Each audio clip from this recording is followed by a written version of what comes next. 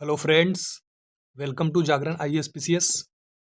ये 16 अप्रैल Indian Express का एनालिसिस है। यहाँ जो भी आर्टिकल्स यूपीएससी और स्टेट पीसीएस के लिए इम्पोर्टेंट हो सकते हैं उसको हम डिस्कस करते हैं और हम यहाँ शॉर्ट नोट्स भी प्रोवाइड करते हैं। ये इन आर्टिकल्स के समरी है। इसमें जो मेन की पॉइंट्स होते हैं प्रीलिम्स पॉइंट ऑफ व्यू से वो हाईलाइटेड होते हैं येलो कलर से, तो बाद में आप उसको प्रीलिम्स पॉइंट ऑफ व्यू से क्विक रिवाइज भी कर सकते हैं। और कुछ मेन पॉइंट्स जो है अंडरलाइंड होते हैं इस तरह से। ये आप मेंस के लिए इम्पोर्टेंट हो सकता है, आप इसको नोट कर सकते हैं। चलिए शुरू करते हैं फर्स्ट न्यूज आर्टिकल के साथ, जो कि एडिटोरियल पेज से है, इंटरनेशनल रिलेशन से है। ये अगेन ईरान वॉर से रिलेटेड है और जो ग्लोबल ऑर्डर चेंज हो रहा है उसमें इंडिया का क्या रोल होना चाहिए। तो ऑथर ने सजेस्ट किया है इंडिया को एक प्रिंसिपल्ड डिप्लोमेसी, इस पाथ को अपनाना चाहिए। आगे हम देखेंगे प्रिंसिपल्ड डिप्लोमेसी क्या है। ऑथर के अनुसार ईरान वॉर अभी तक रहा है, उसमें जो पुराना ग्लोबल ऑर्डर था, ग्लोबल ऑर्डर क्या होता है, वर्ल्ड वाइड कौन ग्लोबली लीड कर रहा है और जो वर्ल्ड लॉ है वो किस तरह से गवर्न हो रहे हैं, इसी को ग्लोबल ऑर्डर कहा जाता है। तो पहले जो है ये यूएस लेड एक ग्लोबल ऑर्डर था जिसमें कि यूएसए जो है चाहे सिक्योरिटी हो, टेक्नोलॉजी हो, मोस्टली यूएस के द्वारा ही लीड होता था, मोस्टली यूएस ही लीड करता था। बट अब जो है ये ईरान वॉर और उसका जो रिपरकसन है या फिर उससे पहले कुछ इंसिडेंट है, तो ऑथर का कहना है कि यूएसए की क्रेडिबिलिटी जो थी वो पहले से कम हुई है और ये ग्लोबल ऑर्डर जो है अब शिफ्ट हो रहा है। जब चाइना आगे बढ़ रहा है, चाइना राइज हो रहा है, ये जो ईरान वॉर हुआ है उससे चाइना और रसिया को काफ़ी गेन हुआ है। चाइना को तो डिफ़ॉल्ट गेन हुआ है, यूएसए का क्रेडिबिलिटी कम होने से उसको डिफ़ॉल्ट गेन हुआ है। बट रसिया जो कि यूक्रेन वॉर में इन्वॉल्व है, तो यूरोप का उस पर ध्यान जो है पहले से कम हुआ है और ये जो वॉर की वजह से ऑयल और गैस का सप्लाई है तो रसिया का एक्सपोर्ट काफ़ी बढ़ गया है। तो रसिया को इससे इकोनॉमिकली तो फ़ायदा हो ही रहा है। वेस्टर्न कंट्रीज़, यूरोपियन कंट्रीज़, इनका जो परसेप्शन था रसिया के प्रति वो भी अब चेंज होगा। चाइना, गल्फ कंट्रीज़ जो पहले यूएस के लिए सिक्योरिटी के लिए यूएस पे डिपेंडेंट थी, अब जो है वो चाइना से भी रिलेशंस जो है अच्छे कर रही है। ये पूरे ग्लोबल ऑर्डर जो चेंज हो रहा है उसके बीच इंडिया कहाँ पे स्टैंड करता है। ये वॉर जो हुआ है तो इंडिया का जो प्राइमरी गोल रहा है वो रहा है हमारा एनर्जी सिक्योरिटी और जो ट्रेड होता है सी लेन से उसको इंश्योर किया जाए। ऑथर का कहना है कि इस ईरान वॉर के दौरान हमने जो डिप्लोमेसी अपनाया है वो मोस्टली स्ट्रेटजिक रिस्ट्रेन का अपनाया है। हम ज़्यादातर एक साइलेंट ऑब्जर्वर की तरह ही रहे हैं। ऑथर का कहना है कि अगर आपको ग्लोबल साउथ का लीडर बनना है, मतलब ग्लोबल साउथ में अपने वॉइस को जो है आगे करना है, तो इस तरह के जो कॉन्फ्लिक्ट हैं उसमें प्रिंसिपल्ड वैल्यू बेस्ड डिप्लोमेसी को अपनाना होगा। वो क्या है?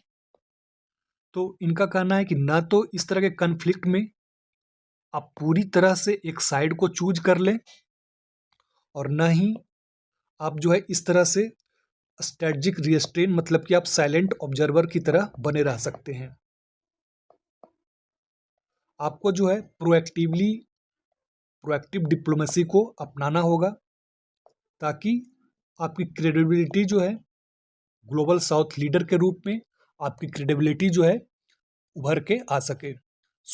ऑथर का कहना है कि प्रिंसिपल्ड वैल्यू बेस्ड डिप्लोमेसी जिसमें इस तरह के कॉन्फ्लिक्ट और स्ट्रेटजिक रिस्ट्रेन है, दोनों में हमें बैलेंस बनाना होगा और इस चेंज होते हुए वर्ल्ड ऑर्डर में अपने वॉइस को रेज करना होगा।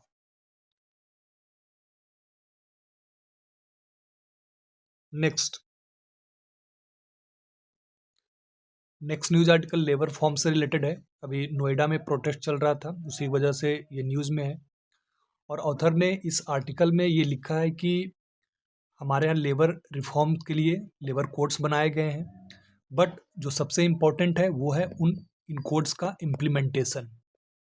और ऑथर ने इस आर्टिकल में कुछ सजेशंस दिए हैं उस इम्प्लीमेंटेशन और चैलेंजेस को लेकर के। देखते हैं हम क्या वो सजेशंस हैं और क्या इशूज़ हैं। हमने लेबर कोड कुछ समय पहले बनाया, जो डिफरेंट लेबर लॉज थे उसको कन्वर्ट किया 4 लेबर कोड्स में। एक वेजेस से रिलेटेड है, codes on wages, codes on social security मतलब कि पेंशन और ईपीएफ जैसे social security, industrial relation code मतलब कि अगर वर्कर, एम्प्लॉयर और वर्कर यूनियन इनके बीच अगर कोई डिस्प्यूट होता है तो वो कैसे रिजॉल्व होना चाहिए, और ओएसएच कोड मतलब कि workers health and operational safety code मतलब कि वर्कर्स के वर्किंग कंडीशन को इससे रिलेटेड प्रावधान को बनाया गया है। हमने लेबर कोड्स बनाया, बट ये लेबर कोड जो है सभी को सेम रूप से सभी को सिमिलर इफेक्ट नहीं करेंगे, बिकॉज जो बड़े बॉडीज़ हैं,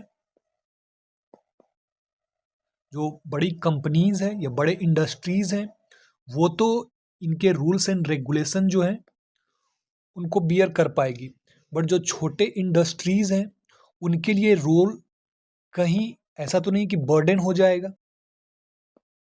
और इसके बाद ऑथर ने कहा है कि हमारे जो वर्कर्स हैं उसका एक बड़ा हिस्सा इनफॉर्मल सेक्टर में काम करता है, तो वो इनफॉर्मल सेक्टर जो है वो न तो प्रॉपर डेटा उसका होता है, न ही सोशल सिक्योरिटी इंश्योर करता है।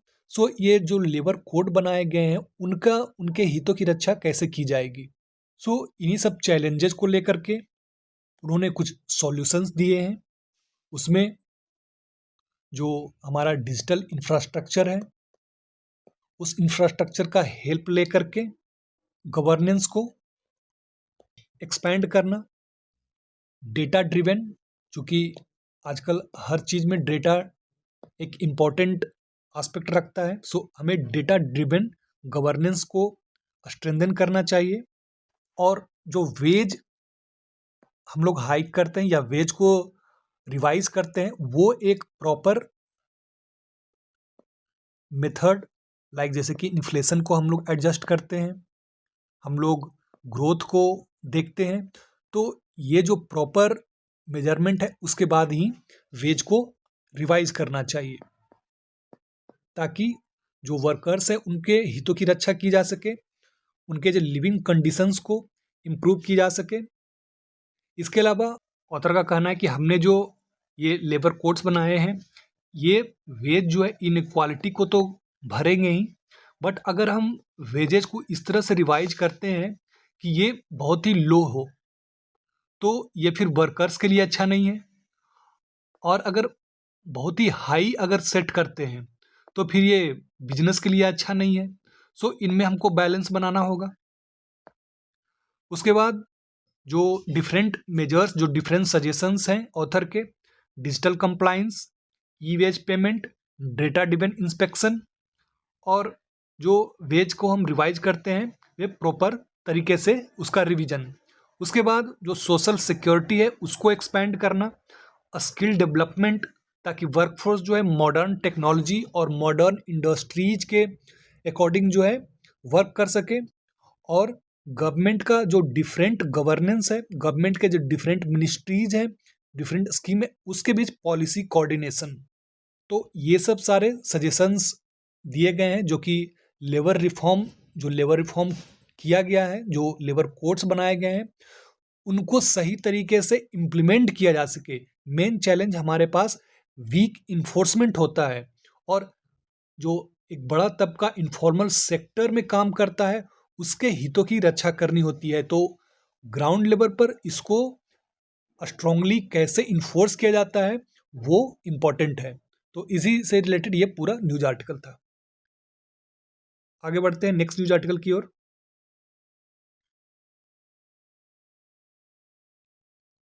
नेक्स्ट न्यूज आर्टिकल, पार्लियामेंट में आज एक हिस्टोरिक डे है। कॉन्स्टिट्यूशन अमेंडमेंट से रिलेटेड बिल लाया जाएगा, जिसमें कि लोकसभा, स्टेट असेंबलीज, इनमें जो सीटें हैं उसको बढ़ाने के लिए अमेंडमेंट बिल लाया जाएगा, और पार्लियामेंट इसको पास करती है या नहीं ये देखना होगा। सो हम इस न्यूज आर्टिकल में देखेंगे कि इनमें कौन कौन से अमेंडमेंट जो है, कौन कौन से आर्टिकल्स को अमेंड किया जाएगा और उन आर्टिकल्स में क्या है। सो फर्स्ट जो 3 अमेंडमेंट लाए जाएंगे आज, 131st अमेंडमेंट, ये जो है हमारे लोकसभा में मेंबर्स अभी प्रेजेंटली 550 मेंबर्स हैं, जिसमें से कि 530 स्टेट्स में और 20 जो है यूनियन टेरिटरीज के सीट है। इसको जो है बढ़ा करके 850 करने का प्रपोजल है। और वो ऐसा इसलिए बिकॉज जो विमेन रिजर्वेशन एक्ट आया था 33% का, उसके लिए सीट्स को बढ़ाया जा रहा है ताकि एग्जिस्टिंग सीट्स है उनसे कट ना हो। सो 131st अमेंडमेंट बिल जो है वो लोकसभा असेंबली सीट्स और SC/ST से रिलेटेड जो रिजर्वेशन है इन हाउसेज में, सो उससे रिलेटेड है। और आर्टिकल 55 जो है वो प्रेसिडेंट के इलेक्शन से रिलेटेड है, बिकॉज प्रेसिडेंट का इलेक्शन जो इलेक्टोरल रोल होता है, मतलब कि जो प्रेसिडेंट को इलेक्ट करता है उसमें MPs, लोकसभा के राज्यसभा के MPs और स्टेट असेंबली के MLAs, सो इनको मिलाकर के जो है इलेक्टोरल कॉलेज बनाया जाता है। सो आर्टिकल 55 जो प्रेसिडेंट के इलेक्शन से रिलेटेड है उसको भी अमेंड किया जाएगा। अब एक करके आर्टिकल्स को देखते हैं। आर्टिकल 81 जो है लोकसभा में जो कॉम्पोजिशन है 550, अभी जो टोटल नंबर ऑफ सीट्स है वो 550 है, इसको 850 ये करने का प्रपोजल है। तो ये आर्टिकल 81 के अंडर में है। आर्टिकल 82 ये जो है इसमें प्रावधान है कि हर एक सेंसस के बाद जो हमारा डिलिमिटेशन प्रोसेस है उसको किया जाएगा। डिलिमिटेशन मतलब क्या, जो स्टेट असेंबलीज, जो पार्लियामेंट की सीटें हैं उसको फिर से रीड्रॉ किया जाएगा। मतलब कि पॉपुलेशन जैसे जैसे बढ़ती है या जिस तरह से चेंज होती है उस अनुसार जो है सीटों के नंबर को चेंज किया जाना होता है, और उसी के लिए आर्टिकल 82 में डिलिमिटेशन का प्रावधान किया गया है। तो इसमें कहा गया है कि हर सेंसस के बाद डिलिमिटेशन किया जाएगा। सो इसमें गवर्नमेंट जो है चेंजेस लाने जा रही है वो ऐसा कि हर सेंसस के बाद जो डिलिमिटेशन का प्रावधान है उसको हो सकता है कि बदल दिया जाएगा। मतलब कि एक फ्लेक्सिबल अप्रोच इसके लिए अपनाया जाएगा। मतलब कि ज़रूरी नहीं है कि सेंसस के बाद ही डिलिमिटेशन को किया जा सके, बिकॉज जो अभी 550 से 850 ये 850 सीटें करनी है उसमें 2011 के सेंसस के अनुसार ये किया जाएगा। सो अभी जो सेंसस होना है तो उसके बाद अगर ये डिलिमिटेशन किया जाता तब तो ये बिल लाने की ज़रूरत नहीं होती, बट चूंकि विमेन रिजर्वेशन का जो मामला है उससे रिलेटेड है और उसको अभी इम्प्लीमेंट करना है, सो डिलिमिटेशन जो है सेंसस के पहले ही करना होगा। सो गवर्नमेंट डिलिमिटेशन से रिलेटेड चेंजेस ला रही है। उसके बाद 170 स्टेट असेंबलीज में कितनी सीटें होनी चाहिए वो निर्धारित करेगा। उसके बाद आर्टिकल 330 और आर्टिकल 332 ये SC और ST से रिलेटेड जो रिजर्वेशन है लोकसभा और स्टेट असेंबली में उसमें चेंजेस लाएगा, बिकॉज नंबर चेंजेज हो रहे हैं। उसके बाद आर्टिकल 334A ये इसमें प्रावधान है कि जो SC/ST से रिलेटेड रिजर्वेशन है वो रिजर्वेशन जो है कितने टाइम तक रहेगा, बिकॉज जब शुरू में जब इंडिपेंडेंस के बाद रिजर्वेशन को लाया गया था, तब ये कहा गया था कि एक समय तक इस पॉलिसी को अपनाया जाएगा और एक टाइम लिमिट रखी गई है। तो उसी के अनुसार इस टाइम लिमिट को टाइम टू टाइम एक्सटेंड किया गया और उसी को अमेंड करने के लिए, उसी को चेंज करने के लिए फिर ये आर्टिकल 334A को अमेंड करना होगा। ये तो था 131st amendment bill. Second bill जो है डीलिमिटेशन बिल 2026।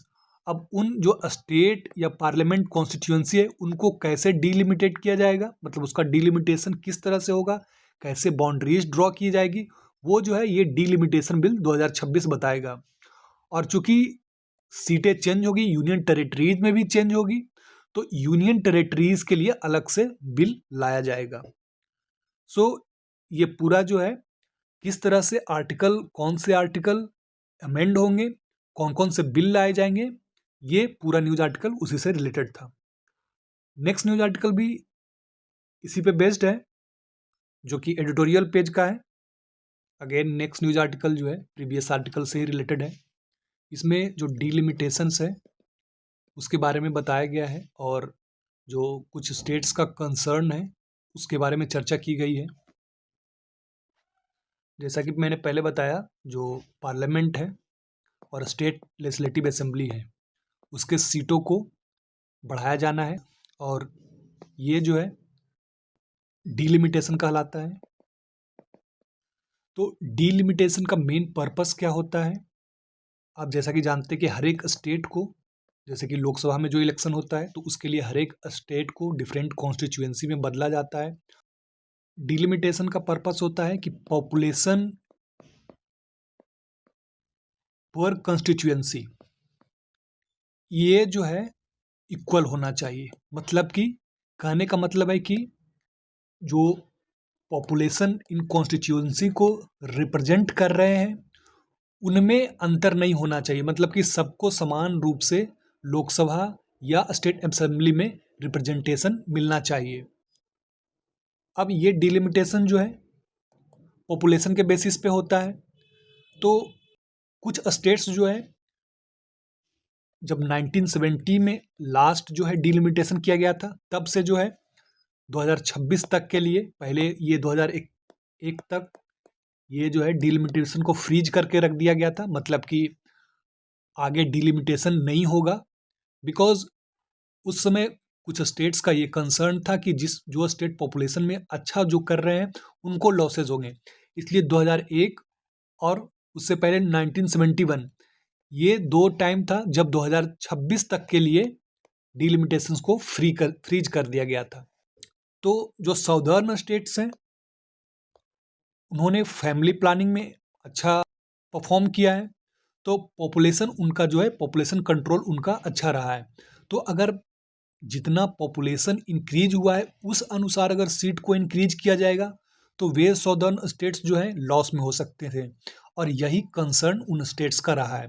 तो सेंट्रल गवर्नमेंट का कहना क्या है कि जो एग्जिस्टिंग सीट्स है, जिस भी स्टेट का एग्जिस्टिंग सीट है, मान लीजिए ए स्टेट है, उसके 20 सीट्स हैं, तो इसका जो है 50% इंक्रीज किया जाएगा। तो इससे क्या होगा कि कोई भी स्टेट को कम से कम लॉसेज नहीं होगा। हाँ, ये ऐसा जरूर होगा कि किसी स्टेट को जरूरत से ज़्यादा सीटें मिल सकती हैं, बट किसी भी स्टेट को लॉस नहीं होगा। बिकॉज अगर पॉपुलेशन के बेसिस पे अगर नहीं किया जाए तो फिर कैसे किया जाएगा। सो पॉपुलेशन के बेसिस पे भी किया जाना है और जो साउदर्न स्टेट का कंसर्न है उसको भी एड्रेस किया जाना है। सो गवर्नमेंट ये फॉर्मूला लेकर के आई है। ये सारा प्रोसेस जो है डिलिमिटेशन का वो इलेक्शन कमीशन के जिम्मे होता है, और ये जो डिलिमिटेशन किया जाएगा ये 2021 के सेंसस के अनुसार किया जाएगा। बिकॉज 2011 के 2011 के सेंसस के अनुसार ये किया जाएगा। बिकॉज 2021 में जो सेंसस होना था वो कोरोना की वजह से नहीं हो पाया था, वो अभी हो रहा है। और अगर इस सेंसस के अनुसार अगर डिलिमिटेशन किया जाएगा तो फिर हो सकता है कि अगले इलेक्शन तक वो इसको इम्प्लीमेंट नहीं किया जा सकता। सो ये डिलिमिटेशन जो है 2021 के पॉपुलेशन के बेसिस पे किया जा रहा है, और ये डिलिमिटेशन जो है 2028 तक कंप्लीट हो जाएगा और फिर 2029 का जो जनरल इलेक्शन होगा उसमें विमेन कोटा को जो रिजर्वेशन दिया गया है विमेन कोटा का उसको इम्प्लीमेंट किया जा सकेगा। सो ये पूरा न्यूज आर्टिकल डिलिमिटेशन और जो आज आने वाला हिस्टोरिक बिल है उससे रिलेटेड था। आई होप ये आपके लिए यूजफुल रहा होगा। आज के लिए बस इतना ही। All the best. Thank you for watching.